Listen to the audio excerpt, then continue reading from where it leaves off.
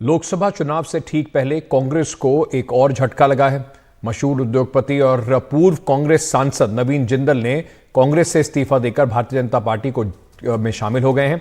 BJP नेता विनोद तावड़े ने BJP में उनका स्वागत किया। नवीन जिंदल अपने सियासी सफर की शुरुआत उन्होंने कांग्रेस से की थी। 2004 से लेकर 2014 तक 10 साल तक लोकसभा कुरुक्षेत्र की लोकसभा से सांसद रहे, लेकिन 14 में उन्हें हार का सामना करना पड़ा।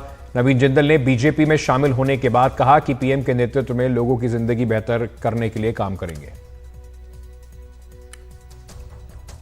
देखिए, पिछले 10 वर्षों से मैं कांग्रेस पार्टी में सक्रिय नहीं था।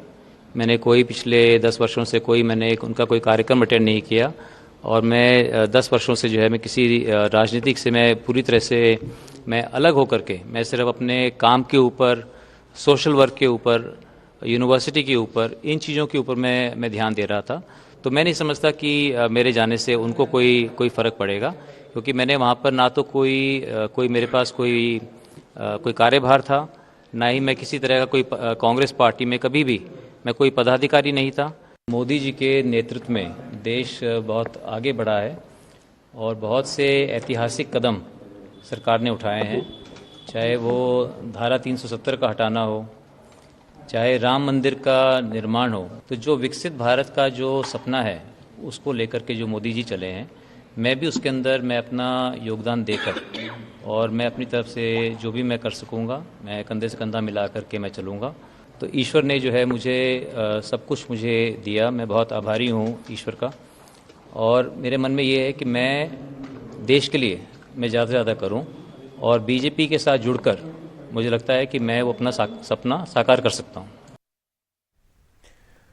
वहीं नवीन जिंदल के बीजेपी में शामिल होने पर कांग्रेस नेता जयराम रमेश ने उन्हें आड़े हाथों लिया। उन्होंने कहा कि जब आपको एक विशाल आकार की वॉशिंग मशीन की जरूरत होती है तब ये तो होना ही था। पिछले 10 सालों में पार्टी में शून्य योगदान देने के बाद यह कहना कि मैं इस्तीफा दे रहा हूं एक बड़ा मजाक है।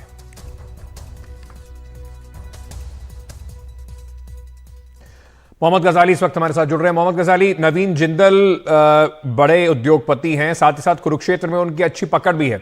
ये कयास काफी दिनों से लगाया जा रहा था। साथ ही साथ उनकी कुछ परेशानियां उनकी बड़ी कंपनी की भी जुड़ी रही हैं, उनके ऊपर कुछ मुकदमे भी हैं। तो कुल मिलाकर अगर देखा जाए तो कांग्रेस के लिए एक बड़ा झटका होगा और बीजेपी कम से कम जो भी मजबूत कैंडिडेट हर सीट पर उन्हें मिल रहा है, चाहे वो किसी भी पार्टी से हो, उसे लेने में चूक नहीं रहे।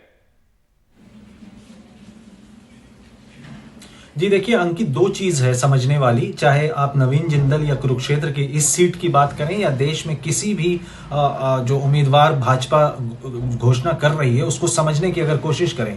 राजस्थान के जयपुर सीट से जिस लोकसभा उम्मीदवार का नामांकन तो नहीं, जिसकी घोषणा कांग्रेस ने की थी, उसके बाद बहुत विवाद हुआ, उसको बदल दिया गया।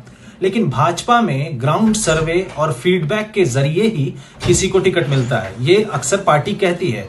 नवीन जिंदल जो है एक इंडस्ट्रियलिस्ट हैं। कहीं ना कहीं भाजपा इस चीज को भी समझती है कि एंटी इंडस्ट्रियलिस्ट या कह सकें कि कॉरपोरेट लॉबिस्ट के नाम पर जो कांग्रेस कैंपेन चलाती है उसको भी बिल्कुल सामने से टक्कर देने वाली बात है कि आप एक इंडस्ट्रियलिस्ट को पार्टी से टिकट दे रहे हैं। और पार्टी में ज्वाइन करने के 2 मिनट 5 मिनट बाद ही लिस्ट आ जाती है और अटकलें तो बहुत महीनों से चल रही थी। मामला उस वक्त साफ होता दिखा जब उनके परिवार की तरफ से हाल ही में अखबारों में एक ऐड दिया गया जिसमें उनकी मां थी, उनकी फोटो थी और साथ में जो है प्रधानमंत्री नरेंद्र मोदी, पूर्व मुख्यमंत्री मनोहर लाल खट्टर और बीजेपी के अलग अलग नेताओं की फोटो के साथ उनको धन्यवाद कहा गया था। तो कहीं ना कहीं उसी कुरुक्षेत्र से नायब सैनी हैं जो अभी मुख्यमंत्री हैं हरियाणा के, उस लोकसभा से नायब सैनी जो है सांसद थे। तो अब कहीं ना कहीं पार्टी ने हर उस कैंडिडेट को टिकट देने की सोच रखी है जिससे पार्टी को यह फीडबैक मिल रहा होगा कि उनकी परफॉर्मेंस अच्छी होगी या उनके जीतने के चांसेस ज्यादा हैं। तो नवीन जिंदल हालांकि सक्रिय राजनीति में तो नहीं रहे हैं, खुद बता रहे हैं कि कांग्रेस में किसी पद पे भी नहीं थे, राजनीति में भी नहीं थे, अपने व्यवसाय से जुड़े हुए थे, चाहे यूनिवर्सिटी हो, और हाल ही में वो स्टील एसोसिएशन के प्रधान भी बने हैं। तो कहीं ना कहीं भाजपा के पास जो फीडबैक होगा उसी हिसाब से उनको टिकट दिया गया है। अब कांग्रेस के लिए झटका होता है या नहीं, ये तो चुनाव के वक्त ही पता चलेगा, क्योंकि कहीं आप ये देख लें कि हरियाणा में अभी जितने भी सर्वेस चल रहे हैं तो कहीं ना कहीं एंटी इनकम्बेंसी थी। इसी वजह से हरियाणा में भाजपा ने अपना मुख्यमंत्री का चेहरा बदला। लेकिन वो एंटी इनकम्बेंसी क्या लोकसभा पे असर दिखाती है या सिर्फ विधानसभा पे दिखाती है, वो देखने वाली बात होगी। बिल्कुल, ये जरूरी बात होगी कि क्या लोकसभा पर भी इसका कोई असर दिखाई पड़ता है या नहीं। मोहम्मद गजाली, बहुत बहुत शुक्रिया।